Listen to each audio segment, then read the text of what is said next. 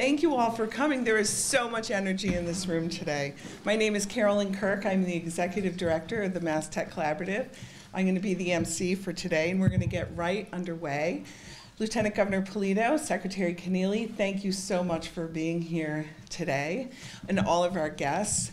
I will have some special recognitions as we go through the program. But first, for those of you who do not know, the Mass Tech Collaborative is a public economic development agency focused on the innovation economy in Massachusetts. And our mission is to retain our status and grow our status as an innovation economy. And we have and lead a couple of programs, one of which is M2I2, which is the Massachusetts Manufacturing Innovation Initiative, which is the focus of today's event.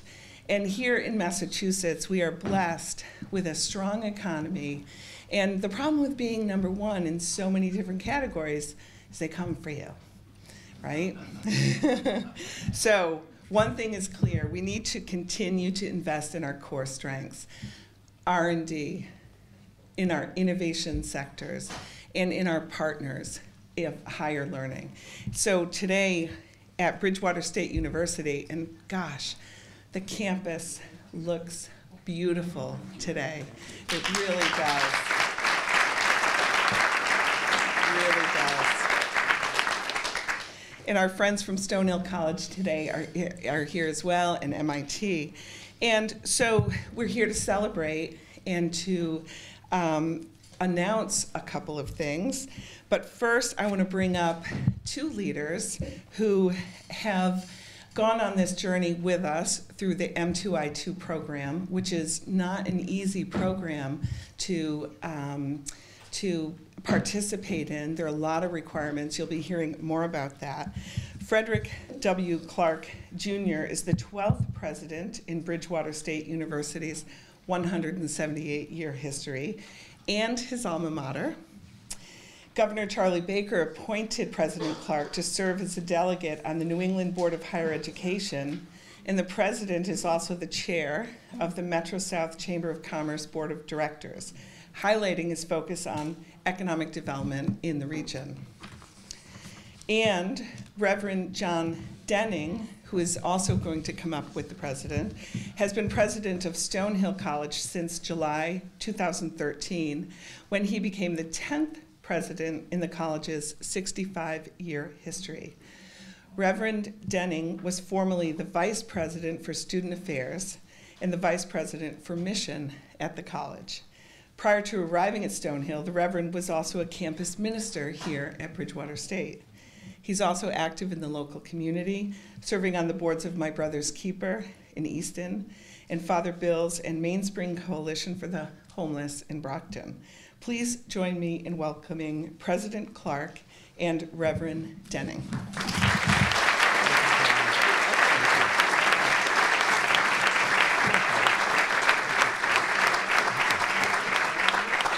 Thank you very much, Carolyn. We really appreciate you talking about the beauty of our campus and also of Stonehill as well. The problem this time of year, it is the most beautiful time of year, but Reverend Denning and I have to go out and rake all those leaves after it's all over. So you're all welcome to join us. But I want to thank Carolyn. I want to thank the Lieutenant Governor for being here. Secretary Keneally, thank you. Senator Timilty, Representative Cronin, Chair Durgan, Trustee Longo, friends from M2I2, the Mass Tech Collaborative, colleagues from Stonehill College, BSU faculty, staff, students, town leaders that are here as well. Ladies and gentlemen, welcome to Bridgewater State University. Thank you for being with us for this very exciting announcement for Southeastern Massachusetts. We are seated this afternoon in the Dana Multifarious Science and Mathematics Center, a building provided by the state of Massachusetts, which is a truly remarkable setting within which for our students to learn, study, and conduct research on this campus and with our partners throughout Southeastern Massachusetts. Our research and teaching labs include some of the best scientific instrumentation available in the world. And actually I know that because a couple years ago when this building was open, we had the chair of the chemistry department from MIT here, and I walked around with him and he said, this is the finest undergraduate science facility in the world. And I said, Mr. Chairman, could you just say that again, but this time I'm going to have my camera rolling. But our students here are also engaged in undergraduate research at the highest level, including in photonics and optics as well. In fact, just last week, the National Council of Undergraduate Research recognized Bridgewater State University as one of the leading undergraduate research programs in the United States. How's that? I'm very proud. Thank you. Thank you very much. That national distinction, coupled with Governor Baker calling BSU a jewel in the higher ed system, we like that very much, combined for a pretty good week last week, and we're off to a great start this week. I mentioned Governor Baker, and on behalf of our students, faculty, staff, I really want to thank, a heartfelt thanks to the Baker-Polito administration for your leadership in investing in advanced manufacturing sectors, and thus positioning Massachusetts at the forefront of technological and economic development in the world today. I want to thank Father Denning and our friends at Stonehill College as well, both in administration and faculty, for the collaborative work that we've done together in photonics. This is a prime example of public and private higher education partners that is working to lift both institutions to take vanguard roles in pushing the boundaries of this exciting technological frontier. We love working together, right, Father? The investments that are being announced this morning will create new and transformative opportunities for our students. BSU is partnering with Stonehill and MIT on a photonics certificate and is seeking Board of Higher Ed approval for a new major in photonics engineering. That'll be our first engineering program in our history. These programs will create opportunities for our students to gain skills and ultimately secure employment in a rapidly emerging field that is driving innovation in areas such as telecommunications, data communications, laser-based radar, sensing, and other areas. 96% of our students at Bridgewater come from Massachusetts, and over 85% will stay in the state after they graduate. Consequently, BSU will meet current and growing workforce needs of photonics and optics companies in the Commonwealth for years to come. Many of our industry partners are in the room with us today, and we look forward to continuing to work with you as we develop our photonics program while you're growing your companies here in Massachusetts. Most importantly, I want to acknowledge our faculty, our BSU faculty, and particularly Dr. Ed Devaney and Dr. Tom Kling and their colleagues in the physics department.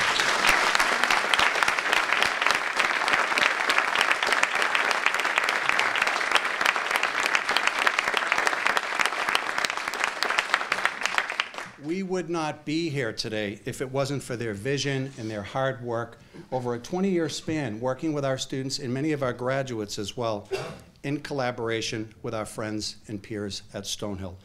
Along with our Board of Trustees, Provost Ismaili, Dean Krista Porter Utley, we are deeply, deeply grateful for your contributions. Thank you so much to our faculty. It's my pleasure now to, thank you, that's worthy. Yep.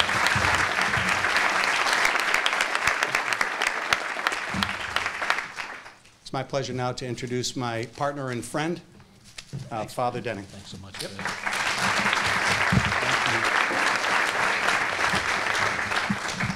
Thanks so much. I'm honored to be here today as both Bridgewater State University and Stonehill College are recognized for our regional leadership in integrated photonics education and research. I'm happy to share this milestone with my friend and colleague, Fred Clark, as our two schools mark this special occasion of collaboration and innovation. I join President Clark in extending our appreciation to Governor Baker and Lieutenant Governor Polito for their support of and investment in emerging technologies like integrated photonics. Lieutenant Governor Polito, Secretary Keneally, and Executive Director Kirk, thank you for the work that you and your teams have accomplished to make this day a reality. When Stonehill opened in 1948, we had 130 students, many of whom were World War II veterans. Our faculty at the time consisted of 9 professors. These founding faculty were pioneers as they built a community of scholarship and faith. Blessed with energy and imagination, they had a gift for ensuring our students were challenged while providing them with support and mentorship. Today, Stonehill professors Ruby Gu in physics, Cheryl Schnitzer in chemistry, and David Simon in physics continue to embody that same philosophy and tradition, as do their colleagues at Bridgewater State University, with whom they have spent so much time and energy preparing for this moment.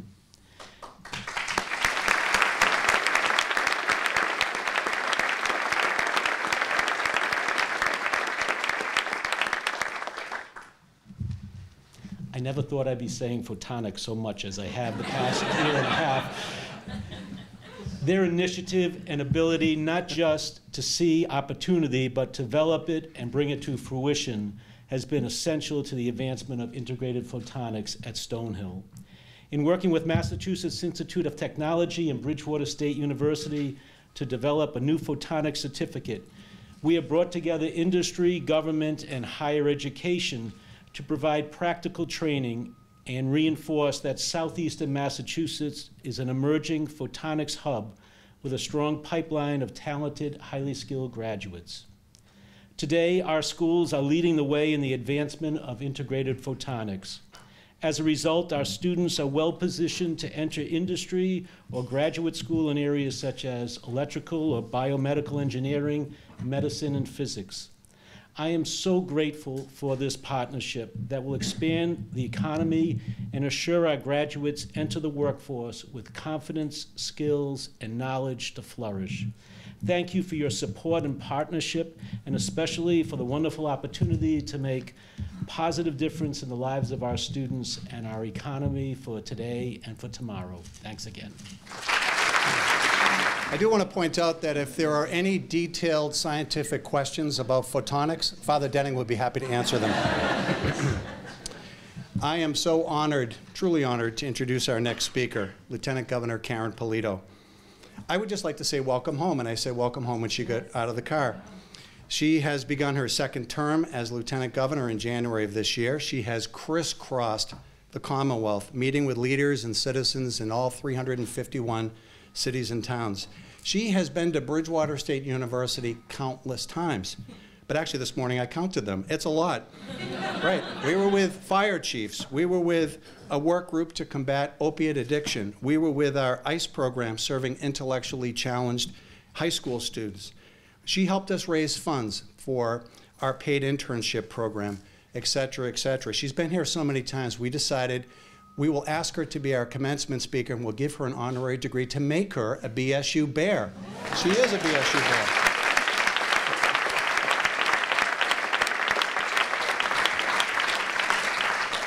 But her agenda has been focused on economic development and STEM education, and she co-chairs the STEM Advisory Council for the state. And today's announcement occurs at the intersection, really, of those two interests. So it's my pleasure to introduce our friend, fellow Bear, the 72nd Lieutenant Governor of the Commonwealth, Karen Polito.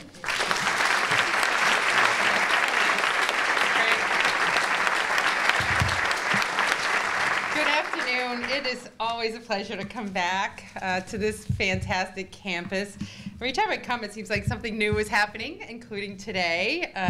And it doesn't surprise me. It really takes a great leadership and a vision and a team of people to make that come to reality. And you've got a fantastic team here at Bridgewater State, as well as with the collaboration that's evident today with Stonehill College. So I'm really excited to see the president and the reverend come together and do great stuff. It's really a proud accomplishment for you both. And to really get beyond the sort of the walls of the campus and to think about the power of an education and really tapping into the emerging and new opportunities through your collective efforts and the faculty contributions to train your students with these most state-of-the-art skills to develop the talent needed for us to power up these emerging industries. It's really powerful, so thank you. I want to thank my colleagues. I always love seeing Claire Cronin and Walter Timmelty here.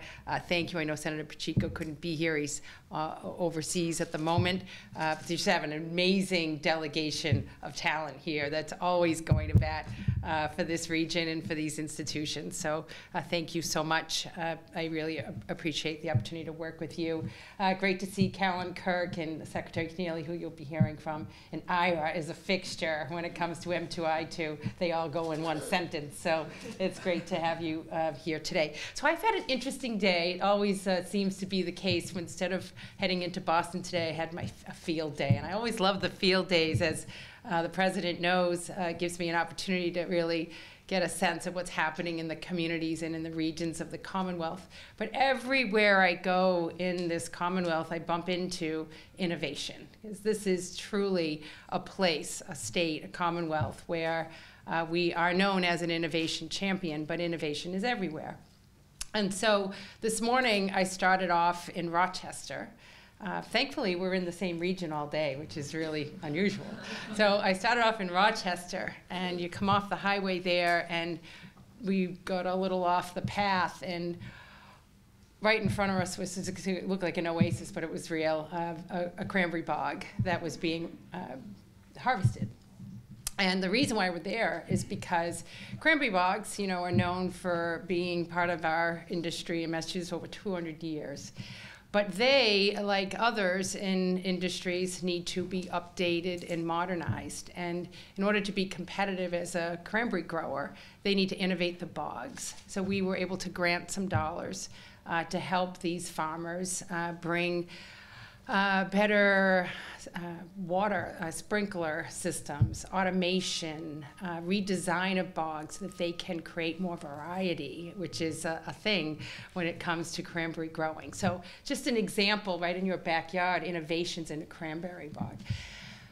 Just left J&J, Johnson & Johnson, where I had the opportunity to visit their training institute and get a look beyond the institute and get onto their industry floor, where they are making, literally, from pellets of plastic, medical devices, and from steel, just beautiful knees and parts that can replace old, worn out body parts to make sure that people have extended mobility and life-changing opportunities. So that's all happening right here in this neighborhood, if you will, of our Commonwealth. So it's really great that I could be here to make this further announcement on the sort of heels of STEM Week. And today, as I talked about those few things, STEM is everywhere, as well as innovation, and they go hand in hand. So how are we going to continue to be the most innovative state in the Commonwealth? Well, we're going to do it in collaboration. We're going to do it government, academia, and the private sector working together. That's where we're our best. That's our sweet spot.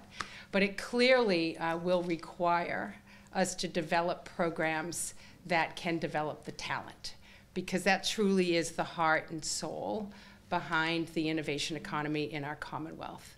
So we need you in the academic sector to be able to produce the talent needed to fuel not only the jobs that we know of today, but to develop the skills that will be able to serve jobs that don't even exist today in these emerging sectors. And that's a big challenge, right? So that's why the STEM education that we're promoting throughout the Commonwealth is more around applied learning, so that kids are not only being exposed, and adults, students, K through 12, and adult learners being exposed to the content that's needed, but to then understand why they're learning certain things and to be able to apply it to a problem to solve. So critical thinking, collaborative working together, the problem-solving abilities are what are the real skills that we're trying to amplify through our STEM education. Obviously, updating curriculum and those opportunities to match up with what's happening in workplaces throughout the Commonwealth's regions, but also thinking about what happens when they graduate. I love the numbers that both of these institutions are proud of, and that many of your students come from the Commonwealth or even this region, but many of you stay. And when you ask the secretary or the governor or me, we have to be kind of selfish. Forgive me, Father. Kind of selfish. Kind of selfish about the talent that we're growing here in this Commonwealth. We clearly need to keep it. So retaining it is an opportunity that we have when we know from employers in the region when our students can go visit, when they can find a mentor in the workplace, when they can find an internship or a co-op or a work experience while they're studying, so that they can attach themselves to a workplace, and then ultimately when they graduate with the certificate or the credential or the degree, they have a job and they're contributing to the economy in the region, in this Commonwealth. So that's truly what is the sort of behind the announcement today, because we think of manufacturing, advanced manufacturing, as a really important industry here in Massachusetts. And there was a day not too long ago, Ira, where many were saying, well, we've got to kind of write off manufacturing. We can't do that anymore in Massachusetts. We can't compete with global partners in this area. And we said, well, that's not true. If we're going to research and develop the ideas here, we ought to make these things here. We need to make sure that we can do both and bridge that gap. So putting a little government money through M2I2 behind the advanced manufacturing sector has allowed us to create these strategic institutes in regions of the Commonwealth that can catalyze this effort. So there are now 3. This is the third one being at MIT, one being at University of Lowell, and now this third Center of Excellence for advanced manufacturing in the southeastern region of our Commonwealth. So I'm very proud to see that happen here. So usually when the Lieutenant Governor comes, it's really good news, because I have announcements to make. These are good announcements. This is a good announcement day. So we have 2 announcements, 2 grants to announce, totaling over $5.2 million.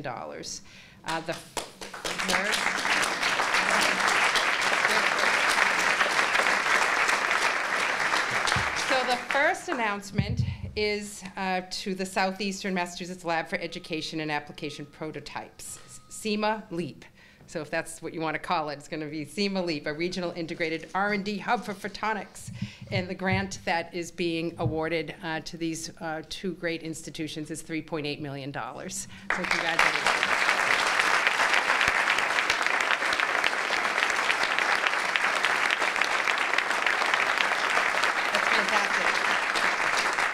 So you're going to do a lot of great training and workforce development here around telecommunication, data communication, precision measurements, biomedical sensing and imaging, optic and laser development, autonomous vehicles, and beyond. So it's really incredible work. Thank you for taking it on. We know you'll take every penny, leverage it, and do more. So congratulations. The other is a great announcement as well, for $1.5 million. And this is to Human Systems Integration, right up here up front, or HSI, located in Walpole, not too far from here. So another great success story right in this region.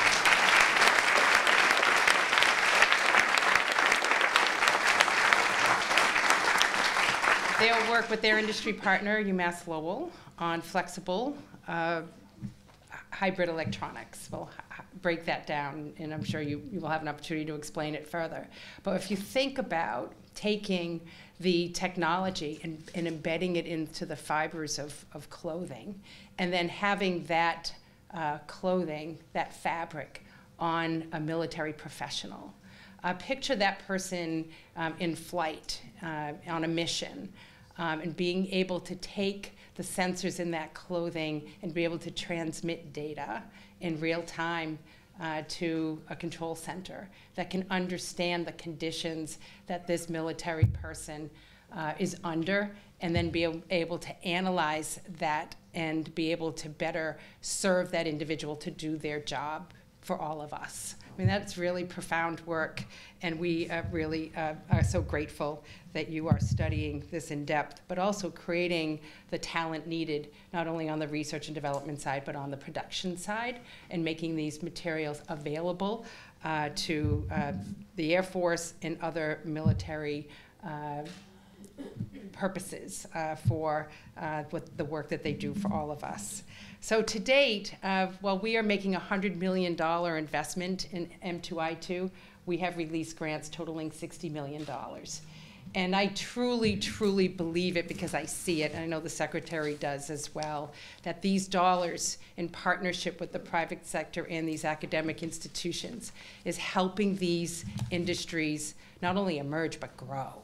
And grow in places throughout the Commonwealth that are bringing more jobs and opportunities to the regions of our Commonwealth. So these jobs are not just in the greater Boston area, they're throughout the Commonwealth. And as we put our new economic development blueprint together, and the Secretary will talk a little bit more about this, the blueprint is not just about the economy across the Commonwealth, but what is the regional strength and the industries that are growing within the regions, and how can we create this talent pipeline to feed these industries?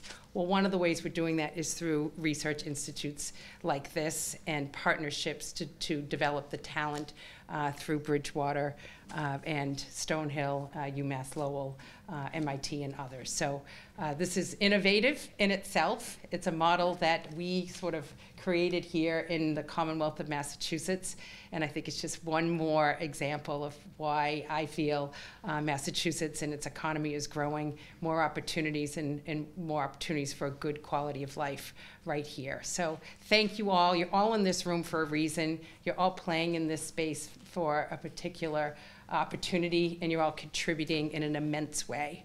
Thank you so much for being part of this very special announcement. Congratulations.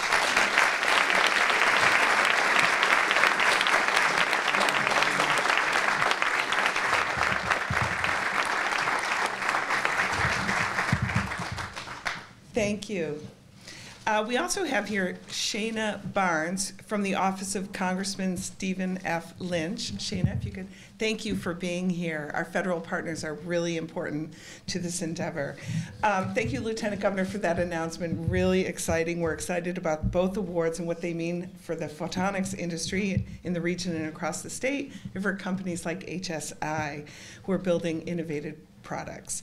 I'm pleased to announce Secretary Keneally, who is responsible for advancing the administration's housing and economic development agenda. He joined the administration in early 2015, and he has worked diligently on advancing our strategy for job creation, business development, and provided leadership across so many sectors, including the housing sector.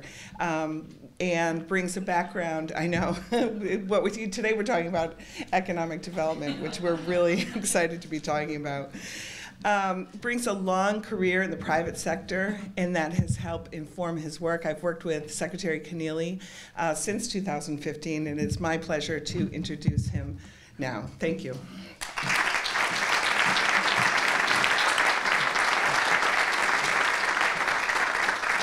Well, good afternoon. It's great to see you all and be here today. As the Lieutenant Governor mentioned, we've been putting together our economic development plan for the second term, and it's involved a lot of travel around the state and a lot of listening. And we held these 9 regional sessions around the state. And there's a few things we heard really in every region. Every region's a bit different, but some things we heard all over the place. One was the need for more housing, but we'll take a break from housing today and talk about manufacturing. But the second was manufacturing as an opportunity really for the entire state, and really from the Berkshires to the Cape. We have a thriving manufacturing sector, and it was great to see. Another common theme we heard is this idea of regional economies and regional strengths, and building on regional institutions to create strong regional economies and strong communities. And the way you get there is by collaboration. And it's great to see so many folks from this region here today. And this has been mentioned a couple times: government, academia, and business coming together to drive great results. That's how you build a strong regional economy. Now, manufacturing's been a strong focus for us for a long time, and we've had, I describe it as kind of a 3-part strategy around manufacturing. One is helping our companies grow. We're out there all the time talking to our business leaders, helping them grow their companies here in Massachusetts. And since the start of the administration, there's been about 200 different manufacturing companies we've provided direct assistance to through the tools in our toolbox. So one is helping our companies grow. The second is workforce. You know, we're in a very low unemployment economy today. We've been sub 3% for a long time now. And one of the consequences of that is there are jobs going unfilled. And so how do we help close skills gaps around the state? How do we provide greater alignment between our schools and industry and make sure we can close those skills gaps? And we've targeted healthcare, IT, and advanced manufacturing is 3 critical areas there to help provide more workforce, more talent. There's more work to go on that. Different approaches to applied learning and apprenticeships and internships and other ways to facilitate that kind of alignment. But that's a critically important part of our strategy is workforce. And the third part, of course, the third part of the strategy is why we're here today, which is innovation. And look, we are the innovation state. We're one of the most innovative places on the planet. We have some of the finest colleges and universities. We have the most educated population. We have the highest concentration of people working in the innovation economy anywhere in the world.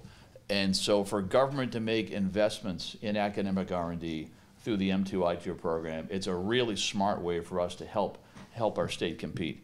And through M2I2, with $100 million of commitments to exciting areas like flexible hybrid electronics, advanced fabrics, integrated photonics, robotics, these are really industries of the future and great investments for government to make. And if we continue to execute on this, help our companies grow, help provide more workforce, and help really push the innovation, we're going to have a really thriving innovation sector, a manufacturing sector here in Massachusetts for years to come. And I want to acknowledge the great work of Carolyn and Ira in this effort. And M2I2 is a critically important program, and your leadership has been really, really critical to making it happen. So great to be with you all today. Congratulations to the awardees. Thank you.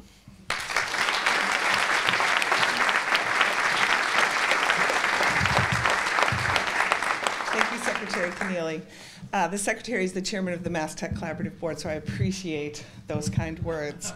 Part of the magic of the government part of the equation, so it's government, industry, and academia, is to bring to bear folks who really understand industry. And Ira Moskovich, who serves as the director of the Advanced Manufacturing Program, M2I2, and works at the Mass Tech Collaborative, comes to us with 30 years experience managing technology development in manufacturing, including professional experience from Bell Labs, Analog Devices, where he was vice president and general manager of U.S. operation. He also brings degrees in electrical engineering from both the University of Rochester and MIT. And so we at the Mass Tech Collaborative are very fortunate to have Ira leading this grant program and helping Massachusetts lead in advanced manufacturing. So I'd like to welcome Ira up. Thank you.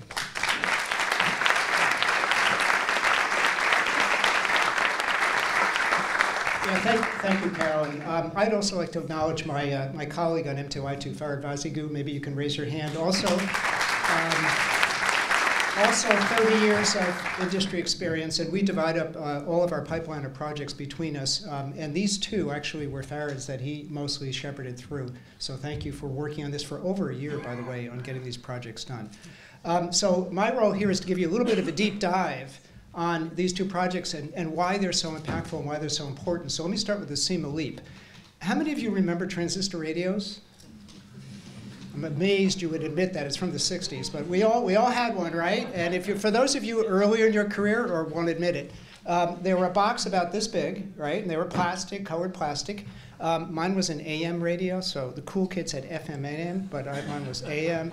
And on the front, it said 6 transistors. Remember this? Or 7 transistors, or 10 transistors. And if you took the back off, which we all did, and you look inside, you'll see a bunch of components all wired together, and then you see those transistors sticking up, and you could count them. That entire radio today could fit into the tiniest microscopic corner of a microchip that'll fit on the top of a pin. In fact, we have microchips today, the size of my fingernail, that can fit not 6, not 10, but billions of transistors. Let me repeat that if you're not from the semiconductor industry. Size of my fingernail can fit billions of those same transistors. How did that happen? The way that happened was through integration. Very smart people over many decades were able to figure out how to shrink down these transistors, how to pack them together, make them more powerful, and fit billions onto a chip. And that is why you are all carrying one of these today.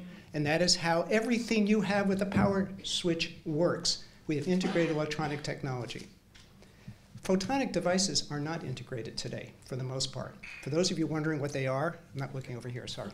For those of you wondering what they are lasers and photodiodes and other photonic devices that either transmit or receive light. Everything you do on the internet, everything you do in telecommunications, All those big server farms that Apple and Google have, they all work on light transmission. They all have photonics. From fiber optics, that's all light transmission. But these devices are discrete. They're separate devices. The impactful, disruptive technology of the future is to integrate these together, just like we did with electronic chips. And this will have the same kind of disruptive impact on our lives that we did with electronic chips that created things like cell phones. And the possibilities for this are endless. One example is that we will never have the internet and telecommunications in the future without integrating photonics, because the capacity requirements are growing so quickly, we can't keep up with it. We have to do the same thing we do with transistors, is to integrate these things, pack them together, to have the capacity to run our systems of the future. But there are a huge number of other types of technologies that will erupt. For example, autonomous vehicles. You may not like the fact that there will be autonomous vehicles. Maybe you do. Either way, they don't work without integrated photonics. The systems and the technology required to let a car see around it can only be done with integrated photonics. And there's huge medical applications that are almost mind-boggling, because medical equipment is filled with photonics as well. This is a disruptive technology in the future, and the students in this region, in your schools, are going to be absolutely at the bleeding edge of this technology, because that's the focus of the SEMA Leap, and companies will be able to participate as well. So let me switch to HSI, the HSI grant. The Lieutenant Governor did a wonderful explanation of what's so disruptive about this. But if you think about it, all electronic circuits today, and everything with a power switch, has all the components stuck onto a very rigid board. It's in this, it's in everything you own that has this power switch, has a rigid electronic board that those chips are attached to. But what if that board could flex?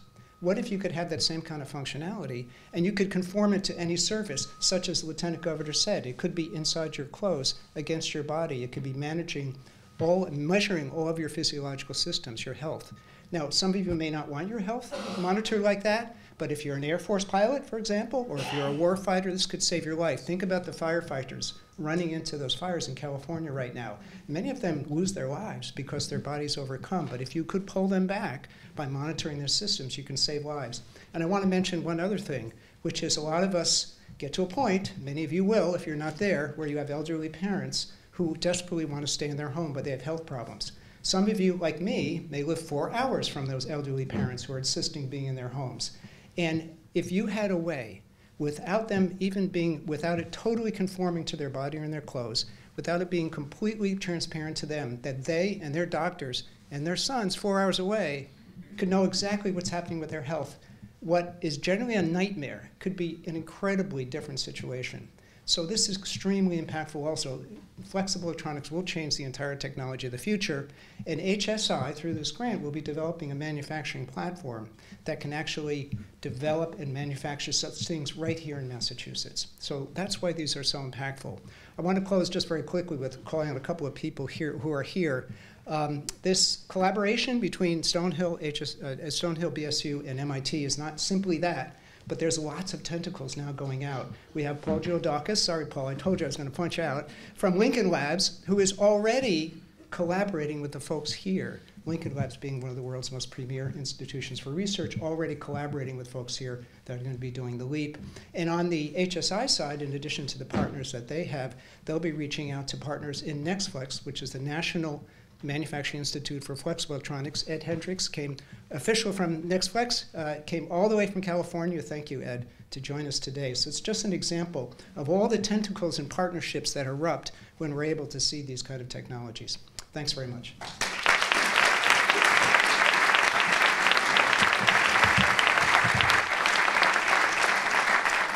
Thank you, Ira.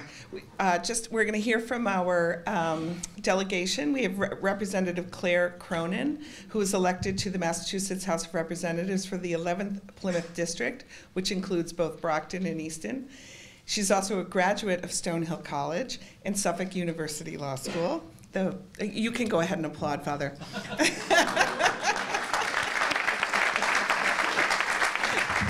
I'm also going to take a moment and introduce Senator Timilty, who represents the Norfolk, Bristol, and Plymouth District, which includes parts of Easton, West Bridgewater, and East Bridgewater. He served in the Senate since 2017, and prior to that served in the Massachusetts House of Representatives from 1999 through 2016.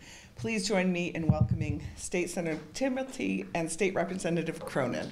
I will. have you come up.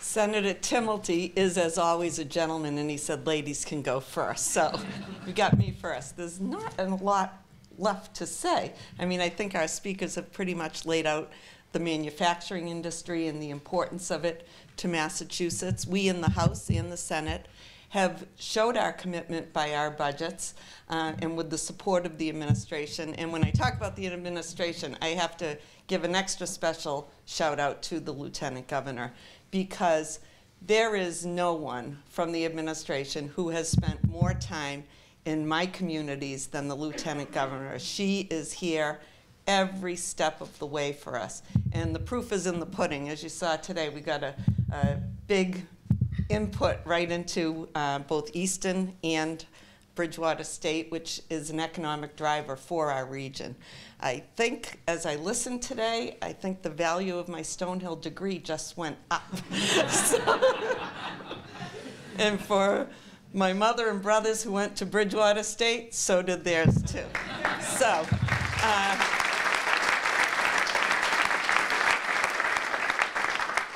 but when we do speak of manufacturing, what some people may be unaware is that manufacturing jobs represent 10% of our economic output in Massachusetts. And there are over 270,000 manufacturing jobs. With the investments we've made today and that we're going to continue to make across the Commonwealth, I think we are on our way to making Massachusetts #1 in manufacturing in the nation, and we will do that with all of your support. So thanks for having me here, and I now introduce my friend and my senator, Senator Walter Timilty.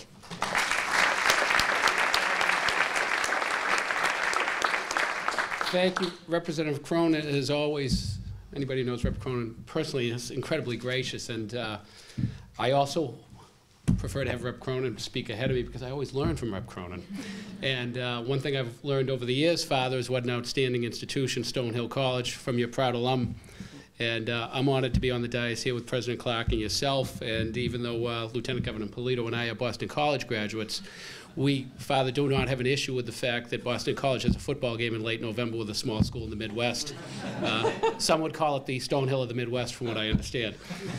But it's a privilege to be here today on behalf of Mark Pacheco and Mike Brady and Paul Feeney to honor 3 great institutions: Bridgewater State, Stonehill College, which are academic beacons not just for this region, but for all of New England, and I dare say economic engines for the region, for what you do for all of us. And of course, HSI, thank you very much for what you do for our national defense. Let me put it in very stark terms. We were successful in World War II because of the union of manufacturing and research and development from academia. The University of Chicago with Enrico Fermi is where they discovered nuclear fission, back under a grandstand at a football stadium in Chicago. So the union of companies like HSI and Stonehill College and Bridgewater State will guarantee preeminence in national defense, which is vital in a very dangerous world, and also guarantee economic competitiveness. So today, to you, Governor, thank you, and you, Mr. Secretary, thank you very much.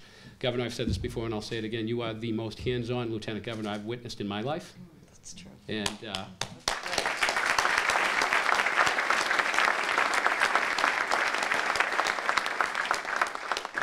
as I approach middle age, Governor, that's saying a lot.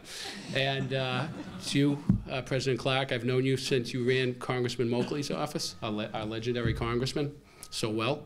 And Father, I look forward to getting to know you. I am well versed with your institution from your many august grads like Rep. Cronin. I thank you for what you do.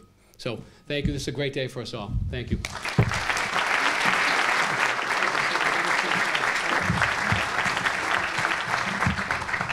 Well, congratulations to all those who have benefited from the announcement today.